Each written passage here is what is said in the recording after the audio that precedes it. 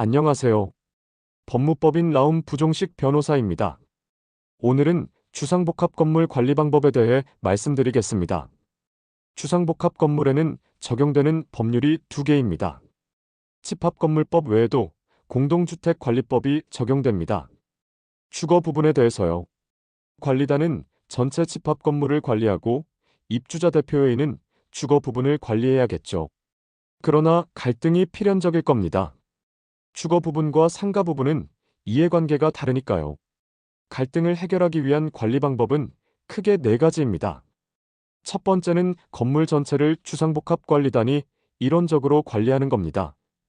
두 번째는 건물 전체를 입주자 대표회의가 일원적으로 관리하는 겁니다. 세 번째는 상가관리단을 따로 만드는 겁니다. 입주자 대표회의와 상가관리단이 각각 주거 부분과 상가 부분을 나누어서 이원적으로 관리하는 거죠. 네 번째는 1번과 3번을 합친 겁니다. 전체 관리단, 상가 관리단, 입주자 대표회의가 병존하는 거죠. 각각은 어떤 장단점이 있을까요? 첫 번째 방법은 건물 전체를 주상복합관리단이 일원적으로 관리하는 겁니다. 관리 주체가 하나여서 구성이 간단하고 의사결정이 효율적일 거라고 짐작하게 됩니다. 하지만 정말 그럴까요? 이 방식에서는 입주자 대표의 지위가 역할이 애매합니다. 결정적으로 상가의 이해관계가 무시됩니다. 아파트 주민들이 다수결로 조직을 장악하고 독단적으로 관리하는 경우가 많아서 그렇습니다. 두 번째 방법은 건물 전체를 아파트 입주자 대표회의가 일원적으로 관리하는 겁니다. 원래 입주자 대표회의는 상가를 관리할 권한이 없습니다. 그런데 입주자 대표회의는 어떻게 상가 관리비를 거둘 수 있는 걸까요? 법원은 묵시적 합의가 있어서 가능하다고 설명합니다. 명시적 합의나 규약이 없는데도요. 좀 무리한 설명이지만 불가피한 면도 있습니다. 대개 주상복합에서는 아파트 소유자 비율이 압도적입니다. 상가 소유자가 위축되기 쉬운 구조입니다. 상가 이해관계 보호엔 불리하겠죠?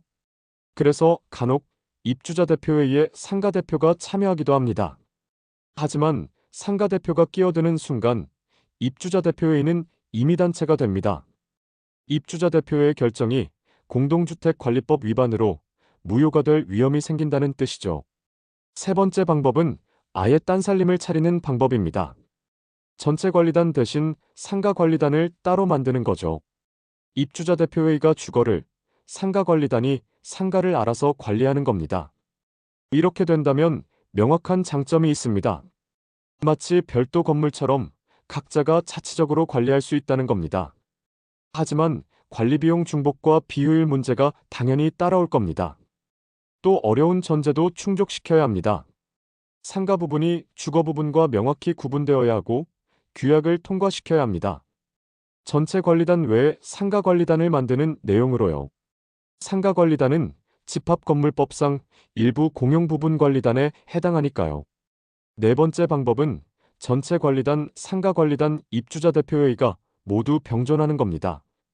입주자 대표회의가 주거를, 상가 관리단이 상가를 알아서 관리하는 외에도 건물 전체 관리단을 통해서 관리권이 겹치는 문제를 해결하는 거죠. 지금까지 주상복합 집합건물 관리 방법에 대해 살펴보았습니다. 아파트와 상가는 본질적으로 용도가 다르고 관리 방법도 다릅니다. 아파트 주민은 주변이 조용하길 바라고 상가 소유자는 활기가 넘치는 걸 원할 겁니다. 그래서 주상복합 건물은 각자가 이원적으로 관리해야 할 현실적 필요성이 있고 이원적 관리에 따르는 문제를 해결해야 할 절대적 필요성이 있습니다. 하지만 법률은 침묵합니다. 입주자 대표회의와 상가관리단 등이 협의하는 방법이 남아있을 뿐이죠. 미리 별도의 협약이나 약정을 체결해 두는 것이 도움이 될 겁니다. 서로 권리 침해가 없도록 주의해야 하는 건 당연하겠죠. 설명드린 내용 외에 자세한 내용이 궁금하시면 부종식 변호사 사무실 02-3477-7006으로 연락주세요.